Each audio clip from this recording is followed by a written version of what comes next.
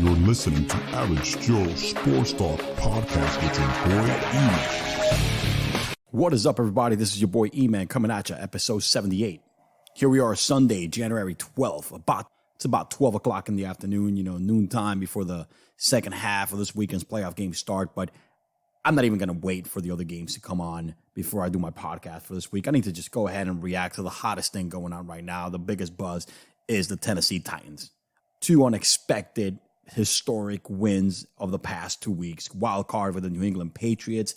And, of course, last night, the biggest upset in a very long time, taking down the number one seed, the Ravens. I mean, it was a complete manhandle situation yesterday. Before I move on, let's hear some words from our sponsors, my boys, my peoples from Jazz Sports. Jazz Sports is your best choice for all well-rounded sportsbook. Have you seen all jazzsports.ag has to offer? With over 20 years experience, this landmark of online sports betting provides action fans with the best odds and player benefits. Interested in low rollover bonuses? Choose between two fantastic premiums with tiny rollover requirements. Watch your favorite games live through the exclusive Jazz TV feature and bet on your game as it unfolds with top-of-the-line live betting odds. Funding is easy as cashing out. Jazz Sports provides you with the safe and convenient payment options. Use promo code EMAN150 and receive 150% free play bonus to start up your account. Don't forget, Jazz Sports offers high-quality betting lines, true odds, and parlays, same-day payouts, and many other unbeatable action perks. Make the move today. Go to jazzsports.ag now and register your new account.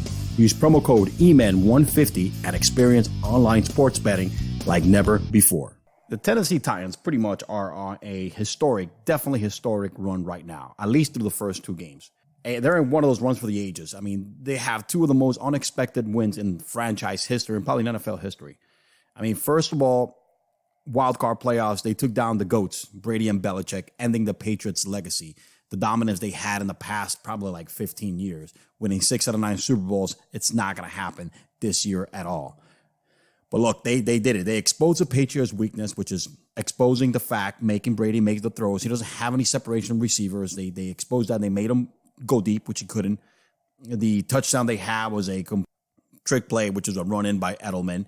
Their security blanket, who Gronkowski's not there anymore, showed up how much they needed that security blanket, that receiver that can separate themselves and make that clutch catch. Edelman dropped a very important catch when they were making the run before they had to punt it, but at the end of the day, they just outplayed New England in their own game. New England shut down the passing game, and of course, we knew they were not going to shut down King Henry, who's a stud, and I'm going to hit on his performance and his exposure and how much of he's pretty much the whole offense for the Tennessee Titans. But I'm gonna really dive into that and unpack his performance for the last two games a little bit later in this segment. Let's break down the numbers. Pretty much against the Patriots, what the Titans did is they were like, you know what, dude, we're gonna run the balls down your throat. Derrick Henry, 34 carries, 182 yards, 1 touchdown. That was it. Ryan Tannehill threw for 1 touchdown, had a clutch throw, pretty much went in there, threw for 72 yards. He even had that one costly pick, but they couldn't turn it into anything. At the end of the day, the game was won on the ground. Brady could not get his receivers open. His receivers could not get open. Running game has been non-existent all year, unlike last year where Sony Michel was a big factor, and he could not get it. I mean, the leading receiver for the Patriots this year is James White, the running back, and there was their leading receiver in this game as well. That shows you the lack of receiving talent that they have. Julian Edelman did not show up. N'Keal Harry has been out all year. They don't have anybody. Look at these names. All right, look at these names for the wide receiver. Ben Watson had a decent game, but look, Burkhead was in the mix.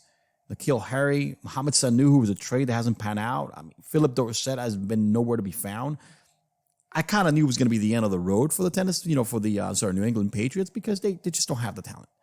Brady is 42 years old, but he needs talent around him in order to win. And I don't care who you are. Even the GOAT is going to have a problem. But kudos to Mike Vrabel. Again, great game plan, went in there, shut down the house with that pick 6, which that right there made the bettors a lot of money. All right, the Tennessee Titans are 9-7, went in there in their last game of the season and went in there and shut down the doors on the GOATs. When I mean the GOATs, Belichick and Brady.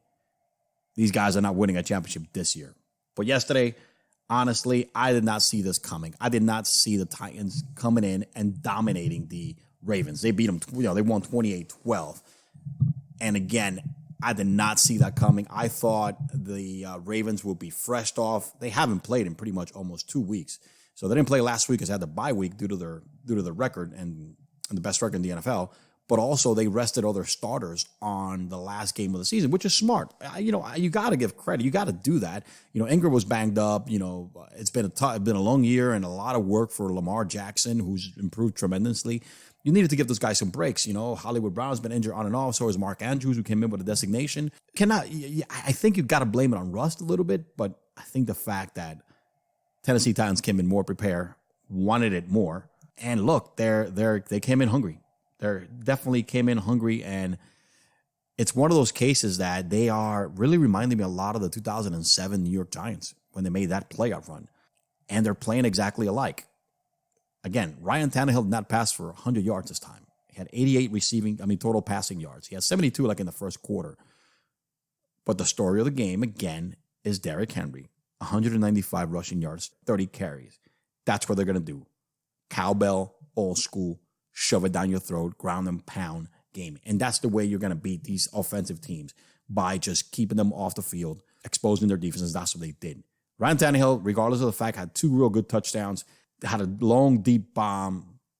He is doing what he's supposed to be doing, what he is. He's a game manager. He's a smart guy, has a lot of tools, can actually run and put it on the ground. He made a clutch play with his feet, grabbing the first round. But the whole offense is based on Derrick Henry. Derrick Henry has almost 400 yards of rushing in the last 2 games against New England and the Ravens combined. But Tannehill is not going to make mistakes, which is what you ask of him. That's why he was successful with the Dolphins. Of course, he never had a Derrick Henry with the Dolphins. So, yeah, let's see. That remains to be seen. And he was always injured. He is looking really, really like the best signing of the year.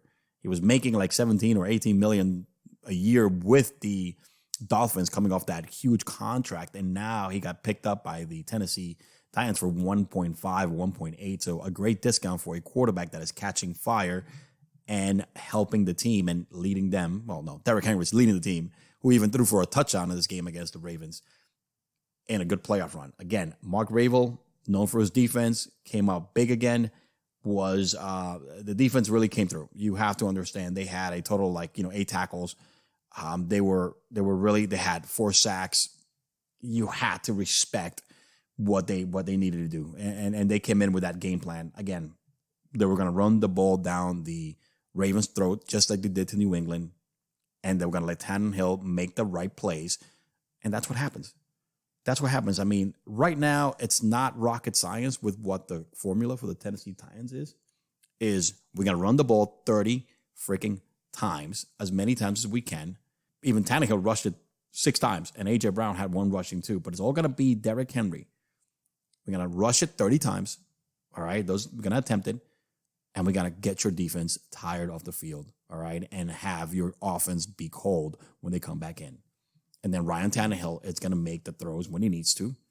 Not allow him to throw that much, because the whole game is going to be slow pace, ground and pound over and over again. For the Ravens, it's really a disappointing season. You got to react to the defense. They exposed Lamar Jackson the same way the Chargers did last year. They made it uncomfortable for him in the pocket, regardless of the few drop passes that the Ravens receivers had. I mean, there was a few of them by Snead. Even the sure-handed Mark Andrews, who was actually the first interception, which is not Lamar's fault. Brown even had a couple of drops. I mean, even though he had an excellent game, Hollywood Brown. But, man, they made it difficult for Lamar Jackson, who threw for 36 touchdowns in the regular season, to really, really get a groove on and convert in the red zone. And, of course, when you had him struggle, I mean, it looked identical to the formula of last year as the Chargers applied to him. The only difference is that Lamar Jackson, if you look at his numbers, had an unbelievable stat line except for the turnovers. I mean, his stat line, 365 yards, sling the ball 59 times, which I think that's what they wanted. They wanted to throw the ball a lot. Had a touchdown. He did have a fumble and 2 interceptions, which is costly. You can't do that. That's a little bit of a Daniel Jones stat line there with the turnovers. 365 passing yards, had that one touchdown. He also did everything he could. He had 143 rushing yards, man, 20 carries. He did what he needed to do, man, but Unfortunately, the turnovers was the X factor. The defense scheme by Vrabel, rushing 4, dropping back 5, or the opposite, I'm not sure, really made Lamar look uncomfortable. The kid had an amazing year. I mean, he had an amazing year, Lamar Jackson, that he's probably going to win the MVP. And 36 touches, I think he had like 6 interceptions all year long, was a complete different story. The Ravens suffered the first loss since like the beginning, the first months of the season. That seems like this is the first time they lost in 104 days in September 29th. Became the first number 1 seed to fall to a number 6 seed since 2010. Also, they're the 16th in the NFL playoff began since 1933 to win at least 14 games in a season, but failed to win a single preseason game. That's pretty crazy. Lamar Jackson, yes, if you notice, I've given him all his kudos. I even apologize for saying that he's a running quarterback and not a real quarterback, and then shut everybody down with 36 touchdowns. I called him, back if you listen to my podcast, which my loyal listeners will do.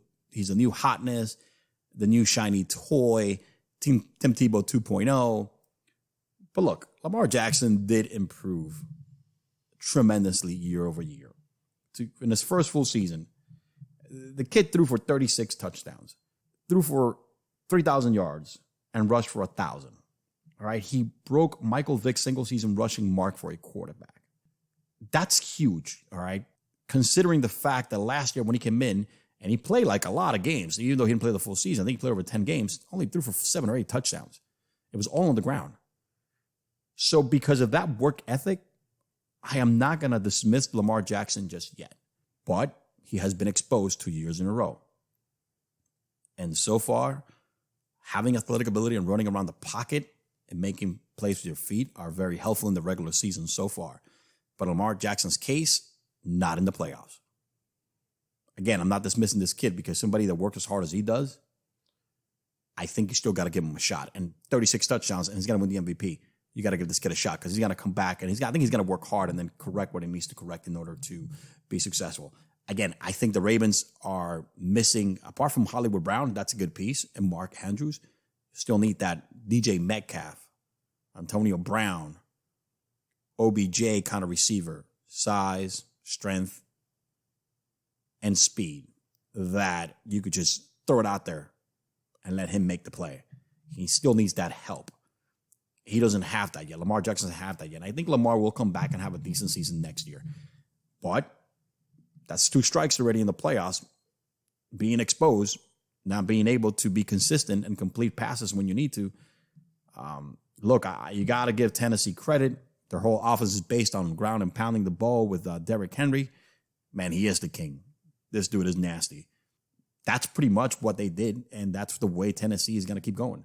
Lamar Jackson will be back, and I give him 1 more year. I was really looking forward to see what Lamar Jackson was going to do in the playoffs this season. After the regular season he had, it's a little bit disappointing, but for me to say that I'm surprised that they lost to Tennessee, but I'm not surprised that he was going to lose in the playoffs. I thought that if they got by the first round, they were not going to, win in the divisional championship. Whoever they face, most likely Kansas City. But credit to the Tennessee Titans. They did the unthinkable. Number one, taking over for taking down the legacy in Belichick and Brady, and then unexpectedly coming home to Baltimore and manhandling the Ravens. More important, making Lamar Jackson look like a running back and not a real quarterback, regardless of throwing for 365 yards on yesterday's game. It is what it is. In closing, the Titans are on a historic run at the moment in the playoffs, no doubt about it. But let's not get it twisted, boys and girls. There are still 2 more games to go to make real history. Now, they are not the 2007 New York Giants, all right, who made history by winning 3 road games in the playoffs. Wild card against the Buccaneers, all right, the divisional against the Cowboys, and then going to Green Bay cold for the frostbite game. I like to call it the frostbite game because Tom Coughlin was like having frostbite. I thought he was going to die against the Green Bay Packers before they made it to the Super Bowl. And of course, upsetting the 18-0 New England Patriots, all right, who went down in the Super Bowl 17-14. So here's a little message to one of my favorite morning show hosts that I listen to on a daily basis when I drive to work. I want to tell Clay Travis to slow your horses, Clay Travis, pretty much. All right, of our Kick the Coverage morning show. Let's not get crazy just yet. You still got 2 more games to go. Tighten up. You know what? I'm only going to make a single episode today. I'm only going to talk about the Titans. This is all I got for everybody today. I believe, I think it's a good, it's a good feel story. And I think it's great for the NFL. It's great for the NFL to see a Cinderella team, just like the Giants did a few years ago, kind of make a run, an unexpected run. And to the Dolphins, story of your life. Players leave you and become successful somewhere else. Is Mr. Tannehill, just like Wes Welker. And I don't even want to go because the list is very long. Thank you for listening. Check out the description below and for all the platforms where this show can be, where you can listen to my podcast. Follow me on Twitter. Let me know your comments. I appreciate you all. Your boy E-Man signing out. Peace. Oh.